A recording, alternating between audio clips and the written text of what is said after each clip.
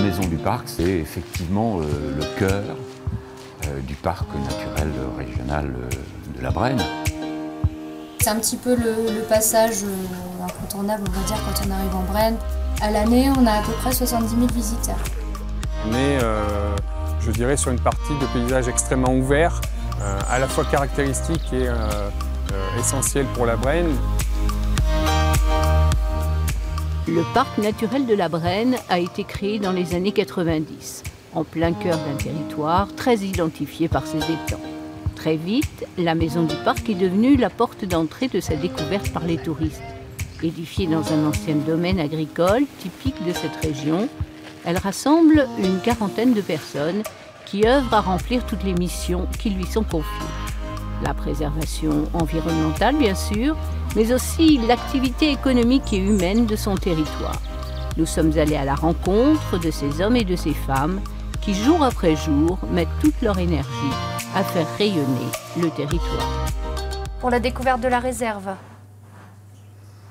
alors il me reste 3 places. C'est 8 € par personne. Voilà. Donc ça dure 2 heures à peu près. Oui, oui, vous réglerez sur place. Justine est l'une des 3 permanentes qui animent l'accueil à l'entrée de la boutique de la maison du parc. C'est un petit peu le passage incontournable, on va dire, quand on arrive en Brenne pour avoir les informations sur les randonnées, sur ce qu'il y a à voir, à faire, etc. À l'année, on a à peu près 70 000 visiteurs. Donc la saison aujourd'hui est assez allongée en fait, hein. C'est-à-dire qu'on a à partir de un petit peu avant Pâques jusqu'à la Toussaint, on a vraiment du monde constamment. On est ouvert toute l'année, donc déjà on a des demandes aussi qui varient en fonction des saisons. Donc c'est là aussi que c'est assez intéressant, hein, parce qu'on va rencontrer vraiment différentes personnes sur des demandes vraiment variées. Nous, on a un autre travail aussi un petit peu l'hiver, puisqu'on a un petit peu moins de monde. On travaille sur la partie documentation donc, touristique. On prépare la saison suivante avec tout le contact avec les prestataires, etc. Donc c'est vraiment varié en fait, hein. En été, il n'est pas rare de voir plus de 300 personnes dans la journée, sans oublier les nombreux appels téléphoniques. Ici, être polyvalent est indispensable. Justine tient aussi la caisse pour venir en aide à Marika qui gère la boutique. Alors, ambre. Et je n'aime pas les bazars. C'est de ma côté autrichienne, allemand. Je n'aime pas les bazars. Vous avez combien de producteurs ici dans le magasin? Alors, je dirais à peu près 120, entre 100 et 120. Tout compris, hein. Le nombre de références, je dirais plutôt autour des 2000, entre 2000 et 3000.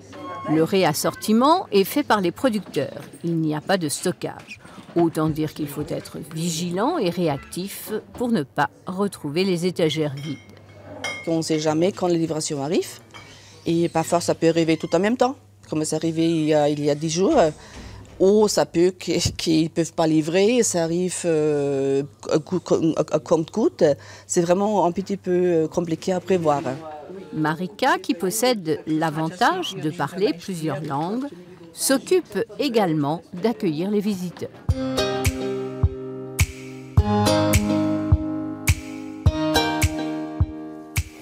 Tu sais, pour les clôtures, on fera comme l'an dernier, on fera une réunion avec l'ensemble des 5 exploitants.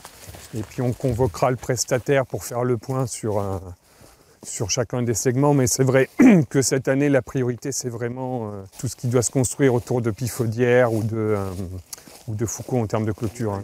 Vincent et Thibault font partie de ceux qui, sur le terrain, veillent au patrimoine naturel géré par le parc. Ces étangs, hein, c'est effectivement les étangs qui caractérisent, je dirais, la richesse, la biodiversité de la Brenne. Mais il ne faut pas oublier les prairies, puisque dans certaines d'entre elles, on peut rencontrer plus de 80 plantes à fleurs différentes. Et quand on a une grande variété de plantes, on a évidemment une grande variété de faune, notamment d'insectes. Donc toute l'activité agricole sur cette réserve naturelle est absolument capitale au bon maintien de la biodiversité. Le parc naturel régional de la Brenne a plusieurs missions, dont celle de la protection de la nature et de la préservation de son patrimoine naturel. Pour ce faire, on a une équipe d'une 15aine d'agents avec des missions assez différentes, mais qui se recroisent de toute façon. Et une autre grande mission, c'est l'accueil du public. L'accueil du public. Justement, Thibault a aujourd'hui à son programme une permanence à la Maison de la Nature. La partie du travail à la Maison de la Nature, ça consiste à prolonger le côté pédagogique de la réserve où on accueille le public. À la Maison de la Nature, on fait principalement de l'accueil naturaliste pour faire découvrir la nature aux visiteurs en Brenne, les oiseaux, reptiles, amphibiens, présenter les différents sites où ils peuvent aller observer toutes ces espèces-là. Sur l'année, je passe au moins la moitié de mon temps à l'extérieur, été comme hiver, au chaud comme au froid. C'est toujours plaisant, on voit toujours une grande diversité au niveau des paysages en fonction de la lumière, en fonction de l'heure et des saisons. Sur ce territoire, les néophytes côtoient les ornithologues chevronnés à la recherche de l'oiseau rare.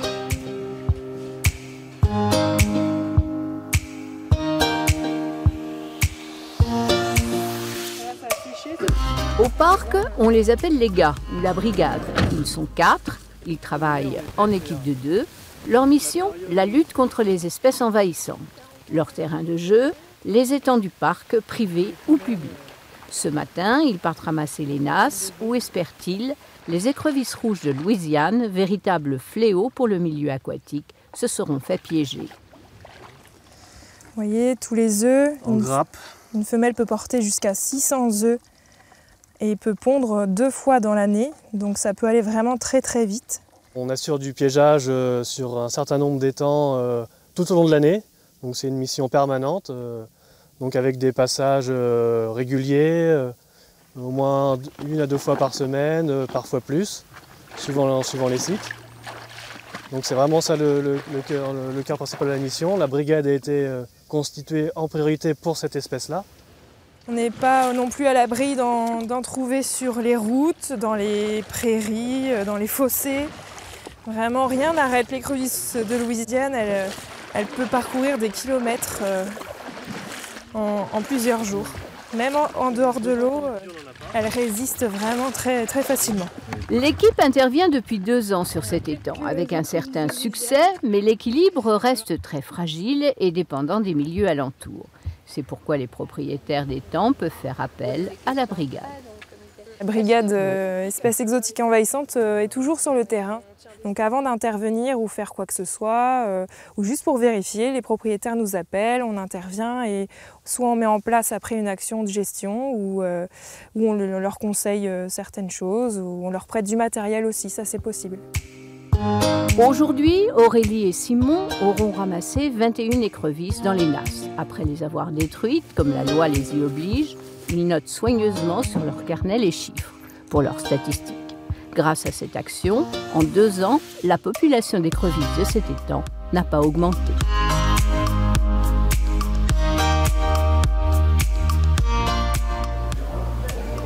A priori, rien ne distingue cette salle d'une auberge de campagne. Pourtant, le restaurant de la Maison du Parc a ses particularités. Il est géré par une association depuis sa création il y a 23 ans, sur une idée toute simple. On ne voulait pas de restauration traditionnelle pour pas concurrencer les restaurateurs locaux. Et donc il m'est venu l'idée de faire des tartines pour présenter les produits locaux. Bon là vous voyez, je suis en train de faire là, une tartine de saison avec les légumes, légumes qui viennent du CAT à côté avec qui on travaille. Voilà. 8 personnes travaillent habituellement ici, un chiffre qui peut doubler pendant la période estivale. Il faut dire que l'établissement rencontre un vrai succès. Sur une année, nous sommes autour à 24 000 couverts le midi, ce qui représente à peu près 65 couverts par jour. Nous travaillons 7 jours sur 7, mis à part le jour de Noël et le jour de l'an où nous sommes fermés. Et après, l'année dernière, pour 2016, nous avons fait 25 000 crêpes qui sont servies, elles, dans l'après-midi. Comme à la boutique, la polyvalence est de mise en contrepartie des aménagements d'horaire et de planning. Anne travaille depuis 14 ans ici. Ici, c'est vrai qu'on ne travaille pas le soir, donc on a une qualité de vie. Quand on est dans la restauration, effectivement, avoir une famille, travailler en restauration, travailler le midi, faire la coupure, reprendre le soir, c'est assez compliqué après quand on a des enfants. Jean-Louis a fêté ses 18 ans de présence. Il est le seul à avoir un diplôme de serveur, avec le chef pâtissier. C'est familial, mais familiale. Sauf que quand il y a du monde, elle est plus... Voilà, là, c'est... Il faut que ça tourne, familial ou pas, là, il n'y a plus de... Oui, il faut être professionnel. Il faut être professionnel, voilà, il faut y aller. En cuisine, le chef a attaqué la confection des frites de carpe. Il s'en mange 100 kilos par semaine en été. L'automne pointe le bout de son nez. Et en salle, les clients sont toujours nombreux. Le dimanche, il est impératif de réserver en toute saison.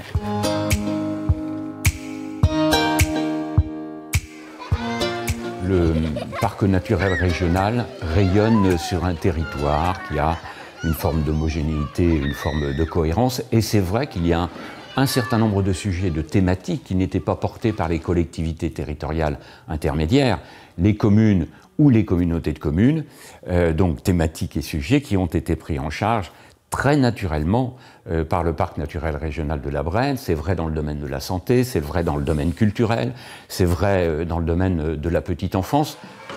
Christelle est l'une des 2 musiciens employés par le parc pour apporter aux enseignants qui en font la demande leur expertise. Si son point d'attache est la maison du parc, son champ d'activité s'étend sur toutes les écoles du territoire. Bonjour. Bonjour. Moi, je m'appelle Christelle. Il y a des enfants que je connais, il y a plein d'enfants que je ne connais pas. On s'est vu l'année dernière, je suis venue faire de la musique avec les autres enfants qui sont en CE1 aujourd'hui. Aujourd'hui, c'est la rentrée pour elle dans l'école de Renaix. Pendant un semestre, elle viendra chaque semaine animer un atelier qui servira de support pédagogique aux enseignants. C'est vraiment une aide parce que la musique fait partie du programme scolaire. C'est aussi une aide de quelqu'un de spécialisé pour les enseignants et les enfants, bien sûr. Mais ce n'est pas pour créer des musiciens. Ce sont les élus du parc qui ont un jour mis au programme cette animation à destination des enfants du territoire, pour le plus grand plaisir de tous. On ne verra jamais, mémé, on ne verra jamais, on ne verra jamais, mémé, on ne verra jamais. 20 000 fourmis, à moi, monter en taxi. La cinquantaine de parcs naturels régionaux existants en France sont tous différents et mènent des politiques de territoire adaptées à leurs particularismes. Mais la Brenne, en prenant en compte les besoins de sa population et singulièrement de ses jeunes, a créé une dynamique suivie aujourd'hui par d'autres structures. Un serpent piteux, avec sa guitare.